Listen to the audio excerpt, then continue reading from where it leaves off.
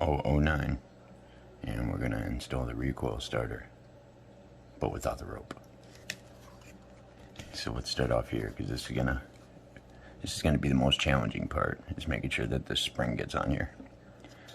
You're gonna make sure that that lines up with that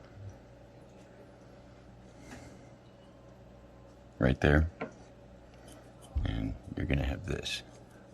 Now you have this part right here.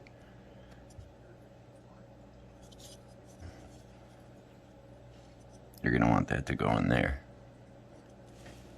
So spin it around, and that's when you'll know it'll seat. So now we could try it. Yep, it spins and returns back to 0. So the next components are going to be these.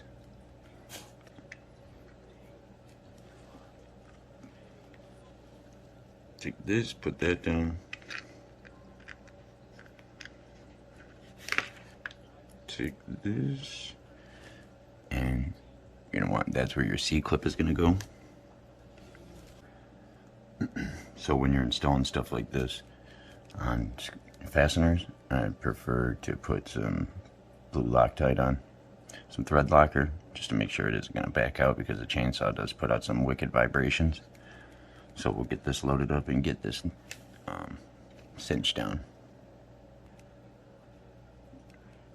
So I'll tend to smear it in the threads to make sure it gets at the bottom of the root. Got our washer, and we got the washer for the clip. Always start off in reverse, counterclockwise, till you hear that snap, meaning that the first lead thread is engaged.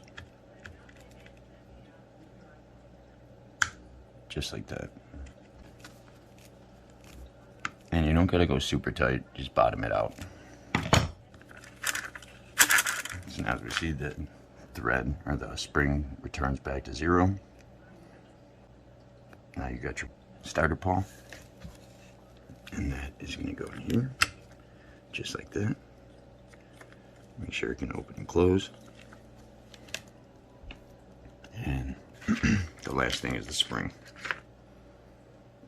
Now you want to be careful which direction you put this spring, because this is what gets that starter pawl to engage out in order to grab the starter clutch.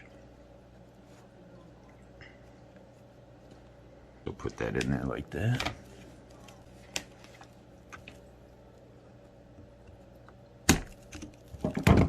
So now when you see your starter pawl goes back there, and when you go to pull it,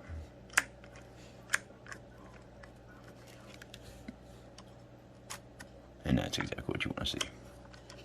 See that pull out and then retract. And this actually gets wound up 4 times, and I'll have a different video on how to install the rope.